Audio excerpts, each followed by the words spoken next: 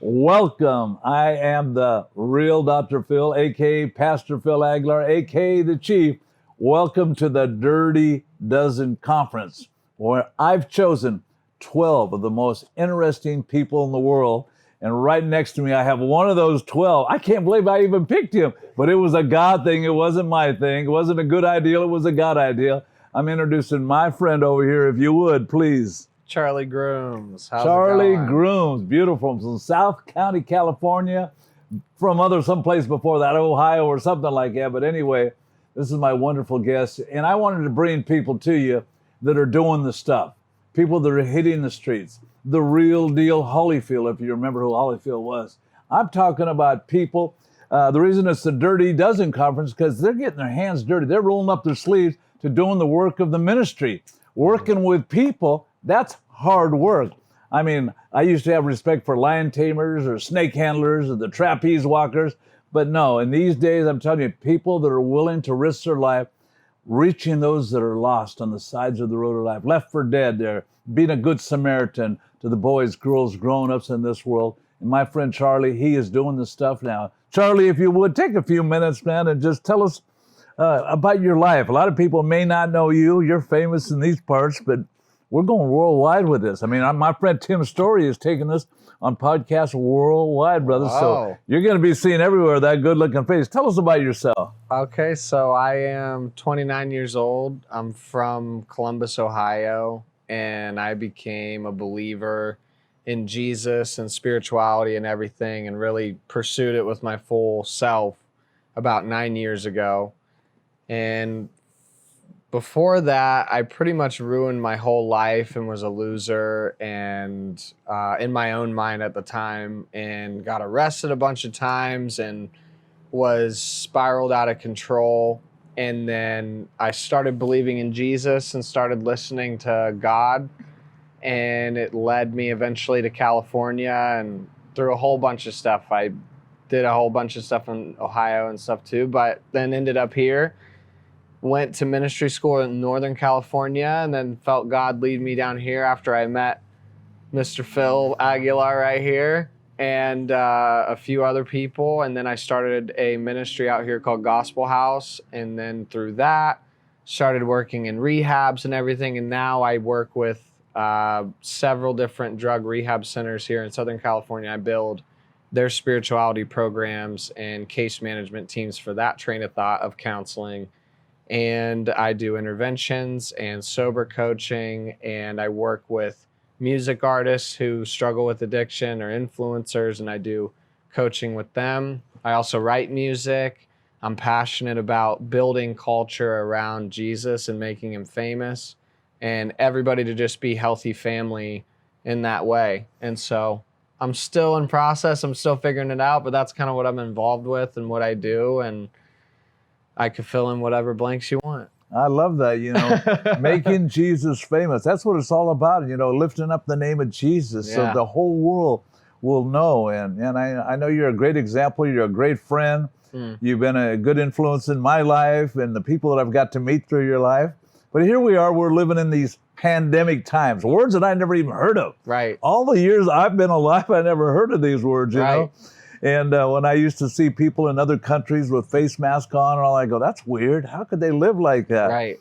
And then I think about it, doctors, when I was being delivered, I couldn't tell, but I was looking up at a doctor with a face mask. Right. So it's been going on a long time. There's a lot of things we're being exposed to nowadays that we never thought we'd be exposed to, but this is the world we live in. How are you feeling about this COVID-19 and these pandemic times where people are nervous, they hear this in the news, people are scared, people are living in fear? How's it affected your life? I mean, it's been interesting going to stores and everything and seeing people afraid. And I mean, it's created really good icebreaker conversations to have a real life conversation with people. Oh, yes. Because your problems don't define you, they really just reveal you. And so if I see somebody wearing a face mask in their car, I'm like, that's a great indicator of how susceptible they are to like fake news or fear or something amplified where like thinking logically, everyone has the opportunity to think as an individual right now, but seeing what they choose it just creates fun questions for me. But also, it's been really sad watching some people. I've watched some really successful friends go bankrupt and lose Yes, everything. that's right, huh? But I've also seen other people kind of get woke through this. This is kind of like broken all the idols, and not all of them. There's still social media. There's still a lot of different things, but for the most part, it's been really humbling. I've seen it bring people back to their family and back to what matters the most in life, in the good ways. But on the negative side, there's a whole lot. I mean, this is a very like spiritually heightened time to live. And it's also very conflicted in the political stances and what's happening with the presidential election and everything. It's gnarly, but it's helping us really connect on what matters, I think, if people really go there. Or it's, killing some people and driving them nuts, Yeah, this is a kind of a jungle warfare, isn't it? I mean, the church has left the building. Yeah. In the Osteen Church, or, these guys with big mega church, Right. They can't have services. And I was thinking about it, a lot of these mega churches that can't have services, it's different than a small little church saying, I'm going to have services. Nobody's going to stop me. Right. I'm not afraid of the big bad wolf and all that kind Yeah. of stuff. It's easier when you haven't got a whole lot to lose, but when you got the big bucks and you got the big place and you got big things to lose, and then there's so much shaming going on too. I mean, I remember back in the days when I would sneeze, everybody would go, bless you, sir. Now it's get away from that guy. Right. Watch out, it's a whole different thing, And then I'm the older age guy, so watch out, man. Those are the guys, who could die at any moment. And I'm going, man, I got a lot of stuff to do, man. I mean, I got a life, but before, if I started to feel my head a little warm, maybe I just get a little cold or something like that. Now, man, if I got the COVID, I mean, those thoughts have come to me, they're a little trippy, because when I watch the news, and I do watch the news, I'm going, my gosh, here, who's this Dr.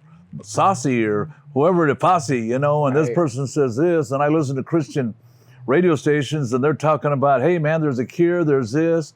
I mean, fake news, who knows? So this whole thing's got a lot of people. And then I've got beautiful family members.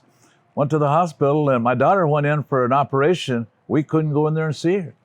We couldn't be by her bedside in prayer. I'm doing a funeral this weekend here, and we have to do it outside in the cemetery part. Like I said, we can't be part of the life there with them. And so that's a pretty crazy thing, that we can't even go in with our loved ones into the hospital there, Right. And so it's separated. And I got, in the liquor stores, I got a lot of buddies that are drinking a whole lot more than they were before. And I know the suicide rates going on. So it has affected all of us. Any other ways that it's kind of touched your life? Yeah, it has, for sure, with the seeing people driven into isolation and drinking more and smoking more and, escaping in whatever way they can. It is weird. But I've seen it in a personal way. I've seen it draw pretty much all the family members that have ever been curious about God to call me. And we've had some of the deepest conversations about God that I've ever had, because they lost their jobs, and Oh, yeah, that's right, huh? their whole world broke rhythm, which in that part of the country, it's like that's all you do is you go to work, and then you go to church, and then you go to the grocery. But it's like all that, they're even working from home right now, which is our life, right? So it's like more this other opportunity to approach how they're going to live and everything. But I've seen it drive some of them deep into addiction. I've seen them drive others into counseling, and then to call, the person that they know or think of Jesus the most of when they call, which in their family would be probably me. And so, yeah, I've seen it do a lot of good. And that's kind of just how I choose to look at it, though, because I'm a very glass half full type of person. And I'm like, okay, I assume and I'm convinced of the goodness of God. That's just a gravity in my life. Yeah, you're hooked on Jesus, right. No doubt. And so I have to choose that as well in this time where I'm like, okay, God, prophetically, what are you doing? If this is the ashes, what's the beauty? If these are the dry bones, what's the army that you're seeing here? Like, what's the parallel? And so I'm trying to draw a lot of those situations, and how it's drawn and directly evolved my life is going on a journey with these people into reality, into true reality, into like your job can leave like this. Right. Your money currency could change tomorrow. We could go completely binary, and every millionaire could, switch it up. Then they change it again. It's like everything's in the air right now where things can change. And so it's giving you the currency that doesn't leave, which is living a wealthy life outside of materials and relationally. That being your priority. We're a lot like sheep, aren't we? Jesus said we're a whole lot like sheep, and we need to hear the voice of the good shepherd, And I know pastors giving this advice, but this is one where we're developing a real relationship with Jesus, because like you said, I've got friends of mine who had bail bonds business, and I didn't realize nobody needs to get bailed out anymore. Wow. They're letting people right out there. And like I said, and like you mentioned, certain people losing their businesses, their work, and all this kind of stuff. Let's go into some dangerous waters here. Okay. Let's talk a little bit about politics. Okay. You know what I mean? Yeah. There's a guy named Joe Biden running for president. Are you aware of that? Yes. Okay, and he's running against the president, Donald Trump. Yes. What do you think about this presidency, this elections, pre-elections, voting? A young man like you, that's why I wanted the most interesting people I know, because I want to hear from you. I don't want to hear from some straight guy who lives on Wall Street, never been around the block before, never got their hands dirty. Right. I want to hear from people that are out there in the world right now today, dealing with people of every kind. Yeah. So what do you think about all that? I think that, okay, you want to go here? I dare you. All right. I have had a lot of friends, am I good here? Okay.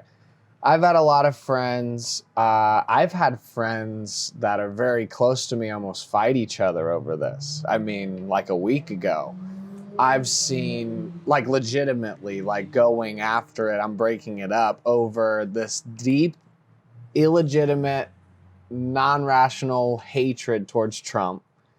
And then no reason why. No evidence, no articles, no statistics, no measurement of any sort of rational thought, just emotion. Just the way he looks. They judge a character. Yes. And that they think this thing.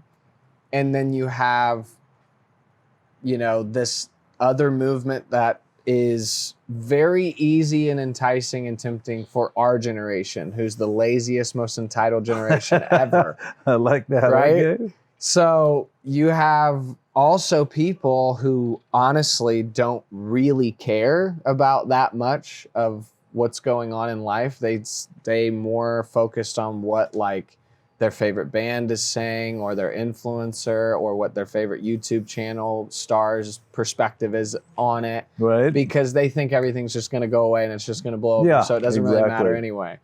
And I think we're going to get narrowed down, and maybe we are in a time where everybody's going to have to make a conscious decision with what they allow all of us over to. And I think this is a really crucial time where people need to ask why about everything.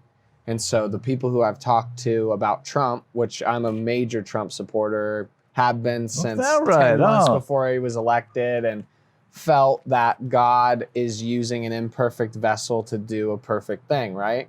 And I think it's, like I said, I'm a spiritual man, so I just look at it from, God, what are you doing? And throughout Scripture, God uses imperfect people who have special features that can add to the completion of what he's trying to do. And this is a perfect example of God using an individual who no one else would have an angle but a billionaire, self-made, self-sustainable person who's rubbed elbows and crossed paths and done things with people like JFK Jr., to where he carries a DNA that's very specific for what we're really living in. Right, right. And what we want to continue to live in, that we really don't know what we have till it's gone. And I see a lot of these liberal movements, even big Christian movements, big worship leader movements that are, grabbing onto the homosexuality thing or the racism thing at the expense of all the American values that make up what this country even stands for, and makes special in the grand scheme of like paralleling it with other countries or with other cultures or whatever. And I don't think we're the best in the world or something like that. But I do think that when I go to other countries, which I've gone to a lot of other places, and you cannot be the creative, innovative personality that we all kind of have access to be online in another country the way you can in the United States. And you can't elaborate on it. You can't follow through and build a life on it. And so I think, does that make sense? Oh yeah, it makes a whole lot of sense. Yeah. Let's start there. What are your Yeah, it's a thinking God from bless this? America all the way. Yeah. You know, you're a younger generation. You talk about your generation. Like I said, I'm old school, real old school. Yeah. And even though to some people they may not realize it, but I have, you know, be true to your school. I got kicked out of my high school, but I still had school spirit. I was at all the football games. Right. I'm from downtown Animalheim that I used to call Klanaheim because I was the darkest kid in this town. Where Ku Klux members were on the city council, you know, the board running this town. Wow. But I'm still one of those, like I says, I love America. God bless America, all that good stuff. But I am a Bible scholar too, and so I know all nations shall turn against Israel. So I know the United States is not exempt or protected. And so we do have our problems. I do know that we're less than 5% of the world's population, but we do more drugs than everybody else put together. And I know we kill more babies. We do all kinds of stuff. Yeah. So America might be getting a little God spanking, you know, but I call it discipline and love. You know how much God loves us. But when I watch Trump, one of the things that gets me about Trump, he is like, you know, where the Bible says he takes the foolish things of the world to confound the wise. I mean, he's a fool. He is a fool. I mean, sometimes even myself, and I don't have much of a filter, but I go, stop tweeting, man, stop tweeting. So I get all that, but he's brought back where people can talk about Christ in the White House. Yeah. Christmas, Jesus. Well, he's the phone. Hey, you know what? Some may preach it for this reason, that reason, but as long as they're preaching it, man, it's a cool thing. He's brought back those old values. Yes. And I agree with you. Knocking over the statues is pretty soon they'll be knocking my statue over. Yeah. I've said some stuff in my years where, man, I wish that wasn't on tape, but it was. But I was growing up. I was going through things, everything like that. And one of the things early on, I didn't know where I was going. I was going for a bike ride with some guys a few years back. I didn't know I was going to a Trump rally in Orange County. Man, I pulled in there and all these people go, oh, wonderful. They called us Bikers for Trump. I didn't even know there was a bike group for Trump. Coming over there and he got there, the rally was cool and everything like that. But I realized I'm from Orange County, Anaheim. I realized, man, Democrats over here, crazy people, liberals who, man, I would never put a Trump sign on my car. You know they're going to break the windows. For sure. Crazy people, anti-Trump people are cray-cray, you know. They may have all their reasons, but man, they're getting violence. I got away from that violence, you know. Yeah. You know, I got away from drugs and started dealing with hugs. And then I got the pandemic going on, don't hug anybody. I go, man, hey, I want to do, remember when Jesus had church, they called it the Last Supper all the time. They got little things that swap meets everything, a picture of Jesus and all the guys. Yeah. Their Last Supper, that's church, you know. Jesus right in the center of it, 2 or 3 gathered there in his name, you know, doing it. So that's what I love about us all. It's driven us to have church in our backyards, in our homes, with our families, getting together. And just like you, man, my door is, you know, more Yelpable than ever now. People know Dr. Phil's open. Yeah. Everybody else is Zooming or whatever, like I says, you know. I said, man, you can meet the real deal here. I ain't scared. You know, I ain't scared, man. You know, I got faith. You know, I don't have fear. I love, you know. I got all those wonderful things. Come on. But those old politics, here's another thing you learn from an old fool. When I watched Trump walking up and down those steps at the White House, the airplane, stuff like that, I'm his age. Brother, he's got energy. That boy, he is, I don't want to be walking up and down. I wouldn't be president just so I wouldn't have to walk up and down the steps, you know? And then I watched Biden. Brother, come on now. Yeah. Hey, that's why I got my friend Mateo around now. When I'm telling somebody a story and I forget it halfway through, he reminds me what it is, gets me back on track. Yep. I don't feel bad about saying that. But Biden's like that too. He needs somebody there to help the brother along, man. He's got some memory problems, and that's what happens when you get a little bit older. No offense, but you need to get a little youngster in office. Somebody else over there, you know, that's thinking right there. So, yeah, that whole presidential thing is quite a trip. Let's talk about this. Relationships. You're a young, good-looking man.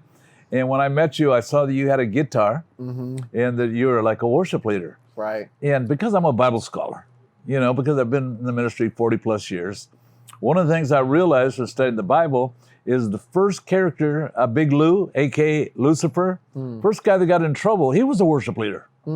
So it made me think of all worship leaders because they play beautiful music, sing beautiful songs, and sometimes they're like you, very good looking. And I've always gone, boy, they could get in a lot of trouble because if ever a girl liked them, they may be under the opinion, assumption, influence, thinking that they could wake up every morning to that worship leader singing to them, good morning, honey, you're the best, better than all. Hey, tell me about relationships. What do you know about relationships? Well, it's true. I mean, that is some people's philosophy.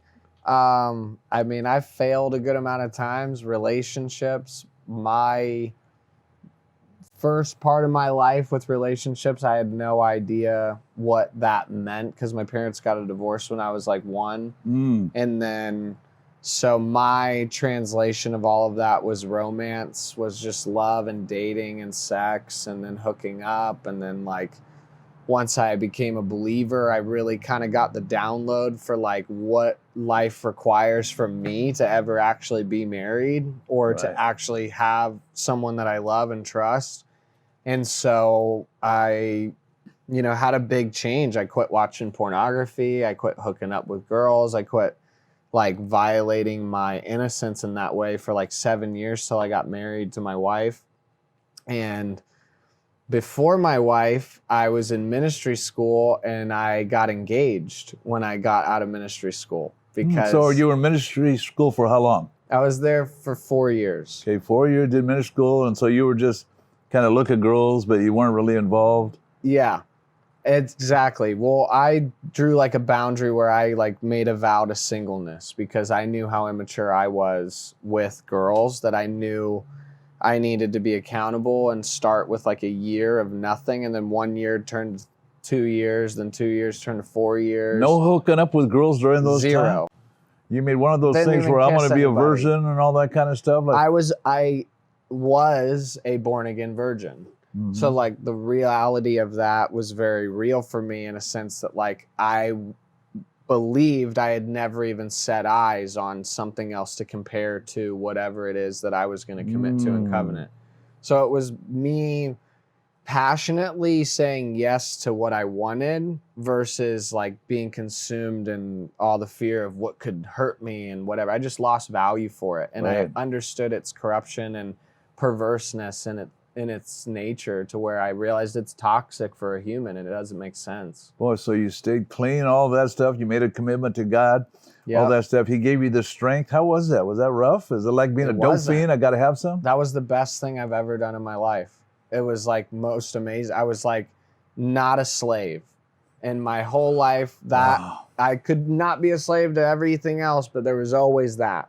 Like that was always there because I found my value in that, and I found my worth in that, in what someone else expressed of me or what they felt, what a woman thought of me or needed from me or whatever. And freedom, yeah, that's, I don't hear that talked about that much. Usually we're thinking about what we're not going to have. Right. But you gained a freedom that money couldn't buy. Exactly.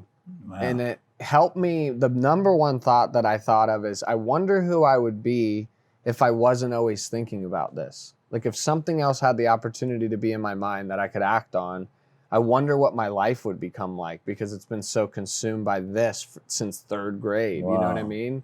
And then that's when I started doing music. I started doing business. I started focusing on my jobs. I started building great relationships with my nieces and my nephew. And instead of dating someone and getting my worth from them, I started dating the people in my life and interacting with them. So like taking my grandma on dates, taking my niece on dates, taking my nephew on dates, taking my dad. It's trippy. I've been in years 40 plus ministries. I've never heard it shared like you're sharing it. I mean, that's refreshing, man. That's a cool glass of water in a dry desert of and I'm getting it, because usually it's always been, don't do this, don't do that, don't do that. God doesn't like this, Right. And who wants to live that type of life, man? I can't do this, because it makes it more exciting. When I see a sign that says, do not enter, man, I want to enter. My little granddaughter, 7 years old, I say, don't touch that. Right. She puts her hand out there. So this is Boy, it just opened up. Imagine what you could do. And so you started developing business relationships, people Yeah. relationships, family relationships, Yeah. getting hobbies, doing music, all that stuff. Yeah. Man, go ahead on it. Yeah, I played college soccer. Like I did a lot and like would go to soccer practice and focus and like do good in my game and go to bed on time. And it wasn't always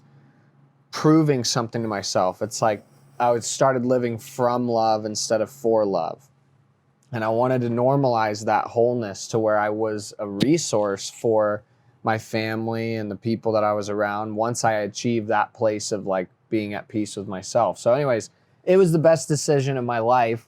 And it gave me I feel an edge in life in a way, because there's no weakness in that sort of way.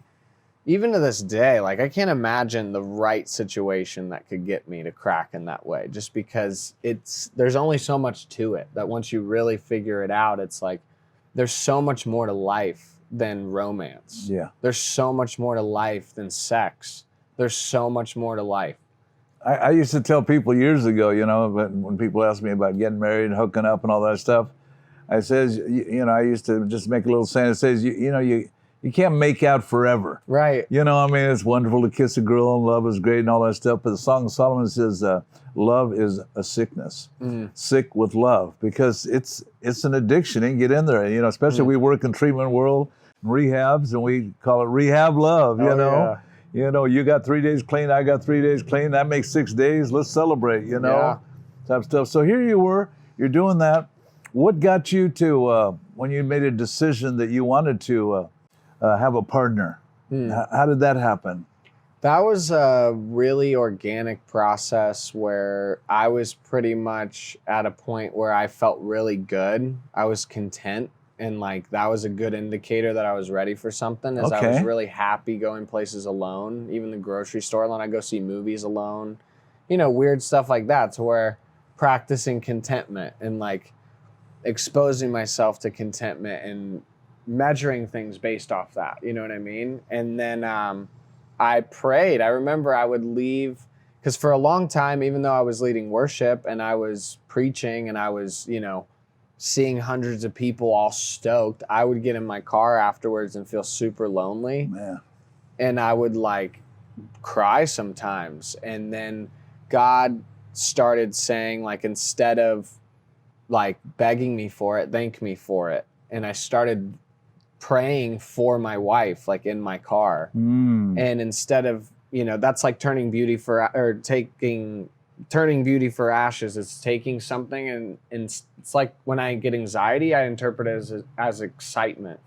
Like if I get anxiety, it's like, oh, I'm excited, instead of, oh, I'm anxious, fix me. It's just calling it a different name.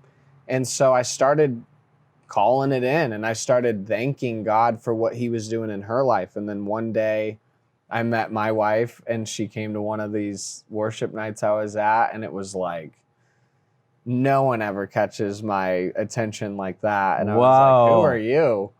And then we went and got a breakfast burrito after the worship night till like 2 a.m. Not advising anybody to be out till 2 a.m, but we were in public and with friends. And then it just organically unfolded with a mix of, things that make sense for us to piece together, as well as just God ordaining it so that I couldn't make it religious, because I am on such a journey and learning so much and I don't have it figured out. But it's breaking me over and over and over again in the name of love. And I think that's where like everyone's journey is different. I don't have any sort of formula for like happiness, but I have a great formula for like the gospel and love and what this life is really about. And I think that's where it's totally what God had in mind for me. Right. And it's awesome. Oh, yeah. I know God says 2 are better than 1. One can make 1,000 demons take off. 2 can make 10,000. And I always tell people about the Life Alert commercial where the older lady falls down and says, help, I can't get up. And they want to sell her a little Life Alert whistle. And I say, no, just move somebody in. I mean, we all need somebody, That's good. It's just, it's an important thing. Iron sharpens iron. So does the brother or sister sharpen the countenance for one another. a brother or sister are born for the day of adversity, because we all fall down. That's why even in the 12-step program, you get a sponsor, or getting a counselor or a mentor. I mean, here I am, like I said, I'm almost 73 years old, and I have a mentor. I have a couple of them. I have one who's a business one that I meet with weekly, and I got one that's a spiritual one. Yeah. Because we got a lot of areas to ourselves and ever learning. And then I can remember one time back in the day, 40-some years ago, I was locked up in prison, serving the Lord in there. And my ex-con prison pastor, one day he started singing to himself, "Oh, wretched man that I am, who'll deliver me from this vile flesh?" And I went to him after the service and I go, "Herb, man, why are you talking to yourself like that? You're like the most godly guy I've ever met in my life." And he goes, "Let me tell you something. The closer you get to the Lord, the brighter his light becomes, and the more you see what a wicked, flesh-driven monsters we are." And it's trippy because here I am, near the finish line of my life, the best years coming ahead right there. And I'm realizing, my God, I had yesterday, I have a guy who was doing the story of my life. And so he wanted to spend time with me to see how it was going to be like that. And I told him, hey, this is heavy time of life, man. I feel like I've just been born again. It's brand new. And my wife was telling him, how I do things. I said, "Hey, I'll be there in 4 minutes, and I mean 4 minutes, not 5. I'm going, because I'm squeezing the most out of this time and the relationships. And my wife and I's commitment kept me going, not being a good boy. I tell people I've done some of my best sins, as a pastor, as a doctor, as got my PhD, all that kind of stuff. That's why I wanted real people like you, where we can share with people. Because let me tell you, my friend Tim's story, and them we're going to take this on podcasts. It's going to go worldwide, and people are going to hear by a bunch of regular, not a bunch of people, we got all this degree or that degree, or we got this mega this. Right now, man, we're just stars in the making, getting ready to shine bright, because we're all shooting for the moon. Yeah. We're all shooting for Mars, man. We're going for it. We're all doing stuff like that. Let's talk a little bit about, we've talked about the pandemic. We've talked about relationship. Let's talk about straight up spirituality. You got a little recipe for us that I love bringing people over to this is the Magic House and the Magic of Jesus, but I bring people here all the time when I meet them someplace and I see that they're on fire for Jesus. I said, "You got to come over to my house. I'm going to gather them around so they can watch you burn." Yeah. I love that. Plus, I'm the kind of guy who's at the beach, build a little bonfire. It always goes down. I got to keep the fire stoked. I got to keep getting high on Jesus, or I'm going to get bored like anybody else, and I'm going to Vegas. Yeah. I'm out of here. Tell me about that a little bit, spirituality. Yeah. So spirituality, it's different for everyone. And like I said before, I work in the recovery programs and stuff. So all the clients I work with, as you guys know, have a very different view. They're from different states, different races, everything. And what I love about what I get to do is I get to filter through hundreds of people and test the same concepts with all those different people, and to gather kind of my own data and like my own social study of what I really believe is a everyone thing and a some people thing. And that's just you thing. And that's your story. And if you didn't go through that, you wouldn't have, you know what I mean? Right, exactly. So Jew, Gentile, whatever you want to say it is, what I've found is everyone needs love. And if God is love, then every bit of experience we've ever had with love is a measurement of God that can be completed if we get curious and hungry enough to find out. There you go. And so I believe that, just like Jesus spoke in parables, he always hides things for the hungry. He never just makes it so obvious. As much as our generation breathes that way and thinks that way, it's like, well, you should have, otherwise, you're lost, God. You know what I mean? Yeah. Or everybody should make everything so obvious for us. But I think that's where the beautiful part of seeking the kingdom is it becomes special and it becomes unique. And I think that's where this topic of love makes spirituality so real. And you get into recovery and people come to the end of themselves, and then we really talk about this conversation called addiction versus connection, right? Right. And so the opposite of addiction, with the way the philosophy goes, is the opposite of addiction isn't sobriety, but it's connection. And so when there is disconnection is when we have a draw to addiction. And where connection becomes spiritual is because there is a spiritual narrative that's at play that makes disconnection impossible forever. And the concept of it is forgiveness and mercy, and of course, grace. The exclusive nature within a spirit would be holy, and that would make the Holy Spirit. So where I kind of organize a big concept with a practical lifestyle is the Holy Spirit works in the currency of love and relationship and connection, and this status of this organism that we're either feeding or we're letting wither away, that's active inside of all of us every day, whether it be you protecting your connection with your wife, which is what you're doing. It's there, you're building it, but you're protecting it more than you're building it for it to really minister to it the most. And in the same way with God, and in the same way with people. And so I think as much as we make spirituality this kind of fictional activity that we do, Yes. it's so laced into the way that you think, because as a man thinketh in his mind, so is he. Right. There you go. Yeah. and perception is reality, and what you behold is what you become. And there's all these things that like draw us to that. But spiritually, it's not about levitating or miracle healings or gold dust or whatever sort of material you could manifest, but it's more so about identity and meaning, and the reality that there's so much in your life with anyone who it is that would completely change if you knew how loved you were by God in that area of your life. Oh, that's, you know, what you're saying is so important. That's why it says, seek and you shall find. You know, it's just not there, but God wants to put a little work in. Right. And we know on a job and a relationship, it's a labor of love. And there's that old saying in our world, like it says, they're sick and tired, being sick and tired. Yeah. We also, everybody's looking for love in all the wrong places. You know, and I like how you're saying that. Like it says, you're gathering your own data, your own stats, everything like that. Right. Formulating, because you're a doctor. Right. You know, you're a therapist. You know, Right. you're a healer. You're the hands of God right there. You know, you're the voice of God there speaking to human beings. And everybody's a little bit different. And definitely when we feel accepted, affirmed, loved, what a difference. And we got to watch that every single day, don't we? Yeah. People's lives. I mean, how excited is it when you see, like tomorrow, one of our clients, I'm baptizing her over here tomorrow. Cool thing. One of my grandsons, 10-year-old grandson, texted me last night and says, hey, will you baptize me?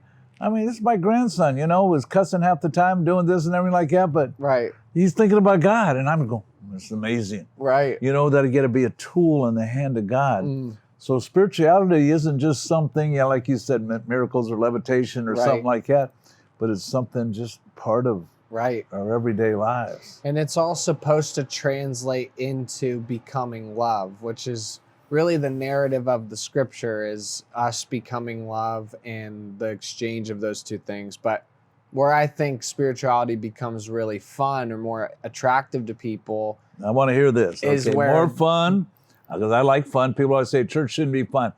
I ain't going if it ain't fun. Yeah. Attractive? Who doesn't like attractive? Right. So, you know, once you get into like what the stuff that Jesus was doing happening in our life now, to me, that's what made all of this like so much more fun. Like the first time I saw like a leg grow out 3 inches, Woo. like on the spot in front of my eyes, in front of like 13 high schoolers who were saying it wasn't going to happen, and then it happens to their friend. Or the first time I prayed for someone to get healed, it was this high schooler who was out of his football team season. He was like one of the star players, had a broken ankle. I go into Kmart and he has a brace on, and he's like working loading boxes but has to have this brace thing on. Me and my friend go and pray for him. He gets completely healed. And then we come back like a couple weeks later and he tells us about how it's totally healed and he's back on the team, and how he's told everyone how he got healed. Wow. And it's brought all of his school to go to youth group and to like... Because it wasn't at a church service, right?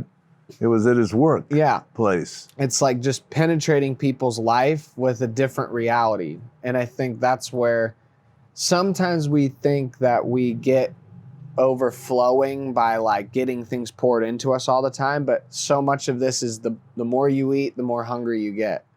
And the more you eat, the more hungry you get. And it kind of like, just like, you know, you give a mustard seed of faith and it's equivalent. It doesn't matter, but it's just a matter of putting yourself out there.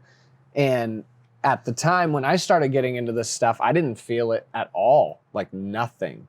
I didn't feel any sort of sensual feeling or nothing. It was just, I was just taking what was in my mind and seeing what it really meant on the outside by testing it. And so like when I would get a thought about somebody's life or something I saw them doing in the future, or something I could see them doing in the future, or something I can tell is heard about them, and if they knew how loved they were there, what would they be like, right? It's kind of like living optimistically or prophetically would be like if you're into cars and you go up to cars and you see a dope, you know, Toyota Supra that's all jacked up, but you know what it looks like when it's Paul, you know, what's his name? Paul Walker's in Fast and the Furious 1, and you're like, man, if you were to do this to that car though, and I think, do you get what I'm saying? Yeah, you got that word coming, you got that wisdom coming, that knowledge coming, that's a God-given one. Right, where it's to foreknow and to, you know, to foresee and to foreknow what God's intentions in mind is for something versus... Yeah, and it's not just for you, it's to give. That's why right. I can remember the first time I heard that verse, it's more blessed to give than to receive. The first time my mind was, well, give to me, you know, a bloodsucker, you know, gimme, right. gimme, gimme. But now, man, you know, it's unreal. It's kind of like when you're a kid and a parent tells you, this is going to hurt me more than it's going to hurt you. Right. Yeah, right. You know, but now as a parent, I get all those things, you know, as we go through. So spirituality is well, you know, I read in the Bible where it says that, you know, Paul told Timothy, don't let anybody despise their youth. That's why when I get people on fire and I bring them around, people go, man, they'll lose that fire. I go, hey, I'm going to help keep it going. I'm going to help fan that fire. I'm going to help stoke that fire, whatever I can do to help it going. Because in the ministry for me, as I was riding up to LA today with interviewing this one fellow who's going to do a documentary on my life, I was telling him, I tell people, God must be hard up. I said, why does he call me to preach here and do this and allowed me to do that, stuff like that? I just figured God's hard up because anybody can say, put me in, coach, but the harvest is plenty, but the laborers are few. You know, so people like yourself, all of us, we've just heard the calling and we just put me in, coach. Yeah. And a lot of times people don't realize, you know, what ministry is. I tell people when I first started out in the ministry and started getting a little success, they go, how do you start your own street ministry? I go, A, go to nearest street. B, you know, tell unsaved human about Jesus. You know, C, you're now in the street ministry. You don't get any deeper than that. Right. And one of the things you mentioned is real cool. In the King James Version, it says, go ye into all the world, and lo, I will be with you always. But I tell people, if you don't go, you don't get the lo. Yeah. And that's like you were saying, you know, you got to get out there doing it. And while you're doing it, you know, a lot of people say, well, what if they don't get healed? What if they do? Right. You know, and I can see that's where you're coming from. Yeah. You know, you get out doing it and you're being bold. It takes a boldness because we're concerned about what other people think. Right. You know, and what if it doesn't happen, you know, this, that, and all that stuff. And Right. good. But I think it's good too because there's some things that I learned that same principle with for worse reasons. You know what I mean? For instance, Like if you ever tried to go get girls' numbers or something like that in the past, it's like that's your evangelism training. You know what I mean? It's like I never thought about it quite like that. Can you stir up the guts to go up and ask? You know, like these guys like Vitali or these different, you know, YouTubers where they go up. I'm like, man, they would be such a good evangelist. Think about it.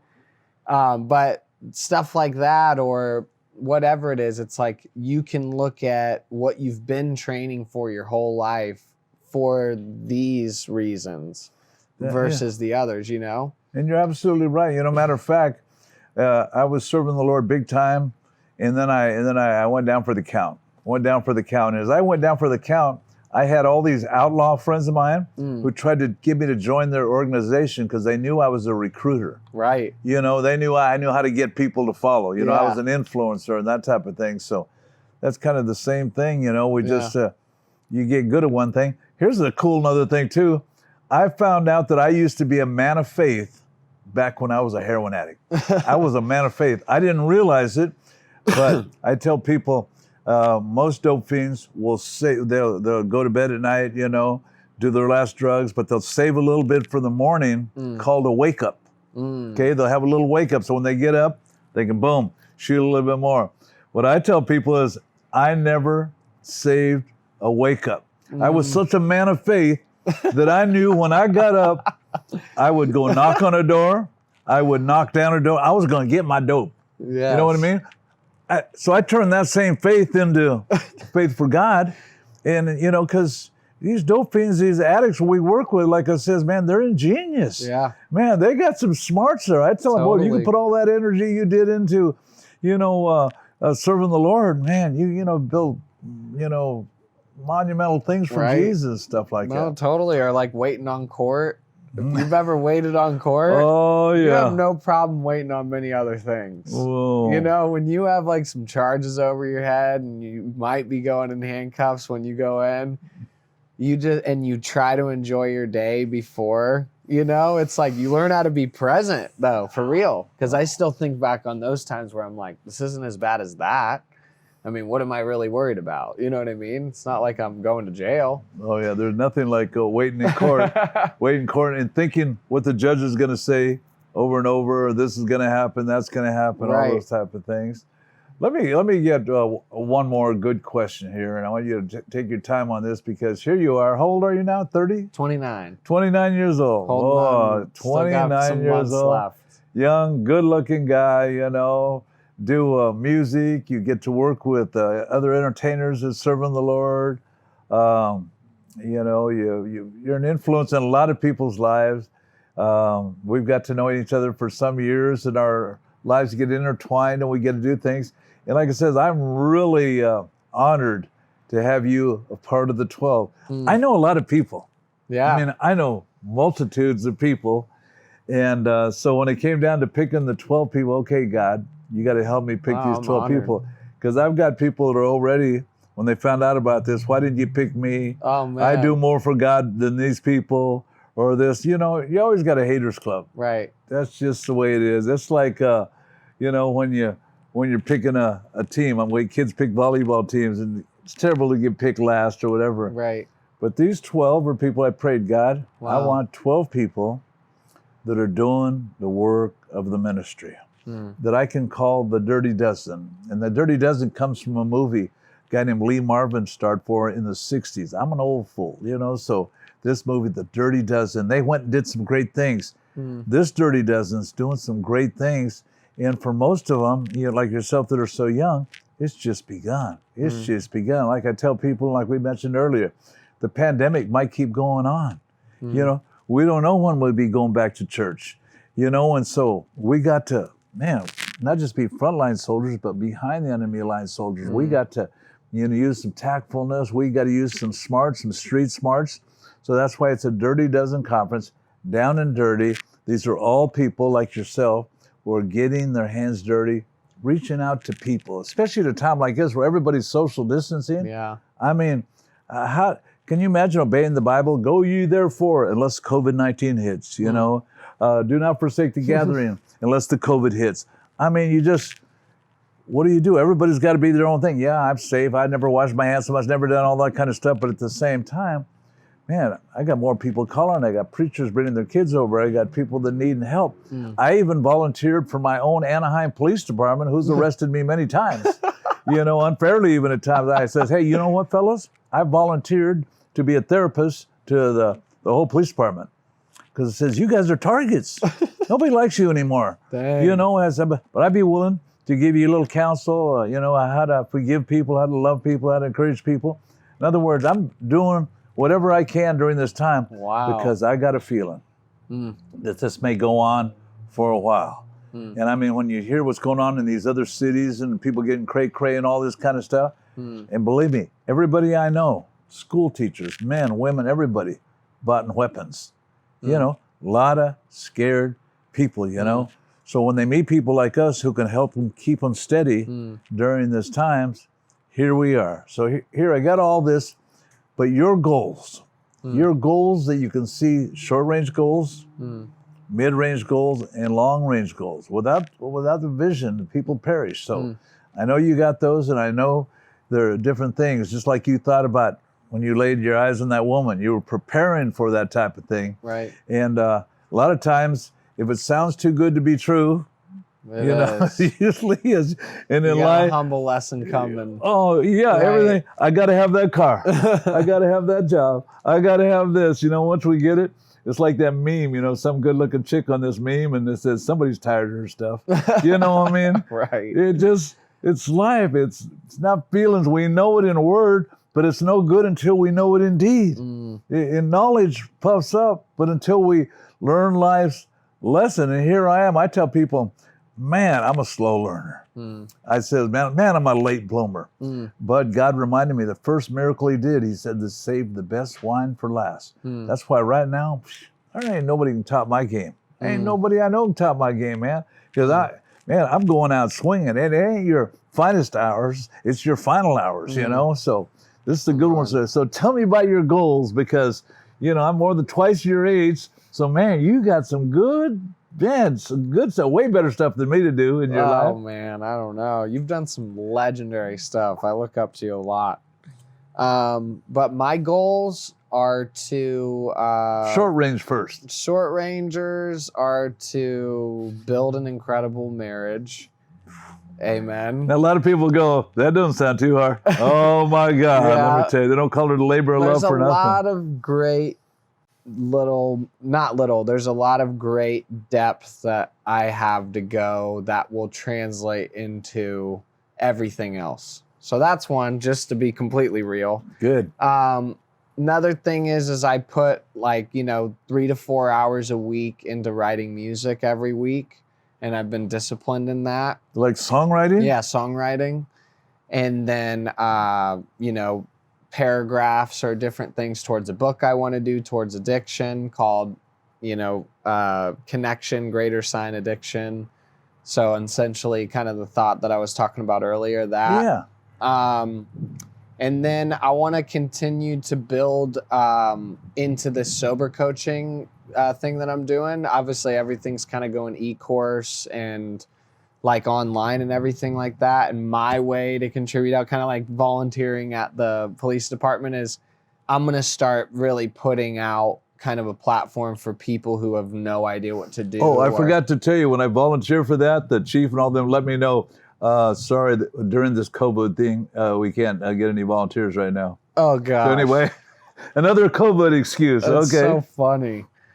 But yeah, essentially just creating a better accessible platform for people to be able to work with me wherever I am, mobile, through the computer or whatever. And then other than that, I just want to keep creating good music, honestly. I feel like music is so powerful for people's lives, and some of the songs that have been coming out through this time, if you notice, so many artists are just dishing it out.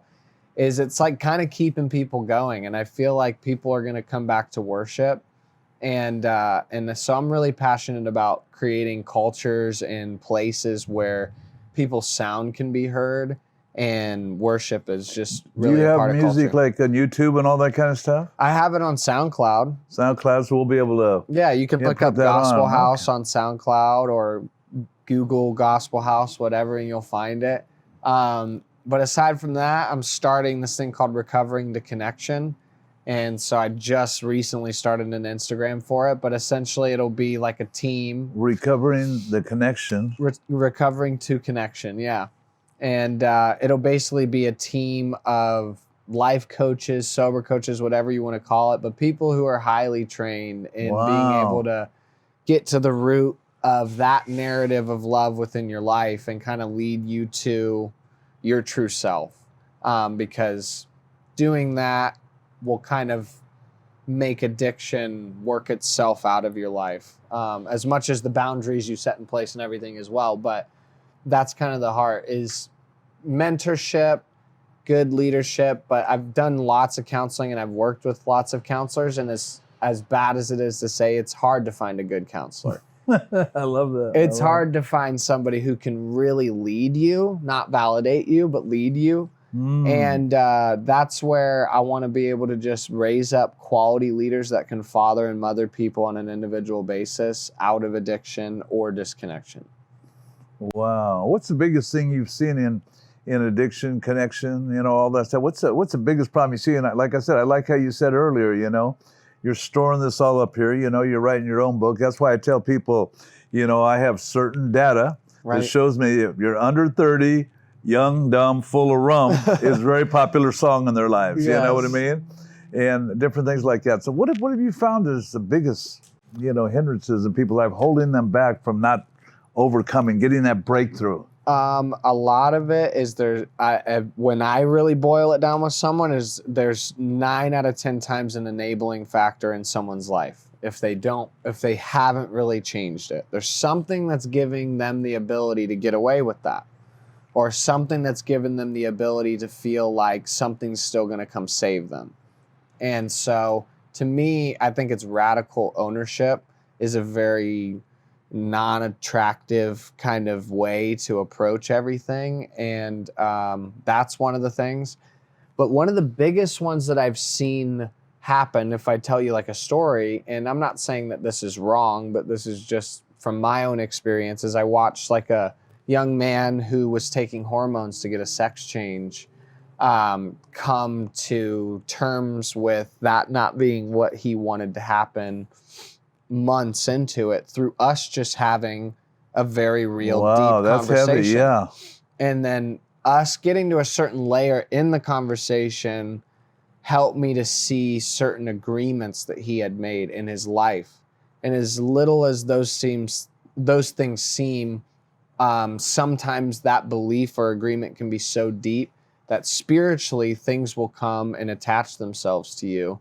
And for his particular, experience in life, he had sold his soul to the devil through like a blood seance and like all this stuff. And then since then, these things started happening, and then it led to an experience that led to a belief of him having a completely different identity and feeling. So what I saw through that seems so obscure and out there, that actually is the same about anyone else's story, is information that isn't believed is dormant information. Information that's believed becomes truth. Information is in your head from your whole life. If it's not believed, it's just dormant. If you don't believe it, you can't receive it. Yeah. But the information that you believe that's in your psyche has become your truth, and we make it come true.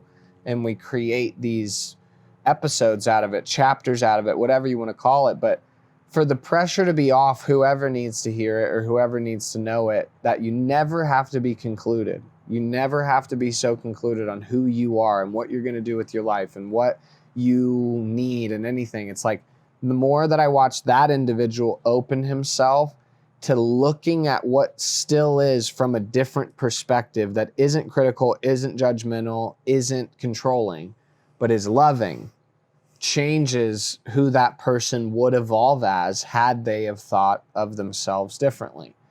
And so I look at it as, what was the original question even, is what do I see with the clients is so much of it is getting all the other voices away enough to hear God's voice is a really good start.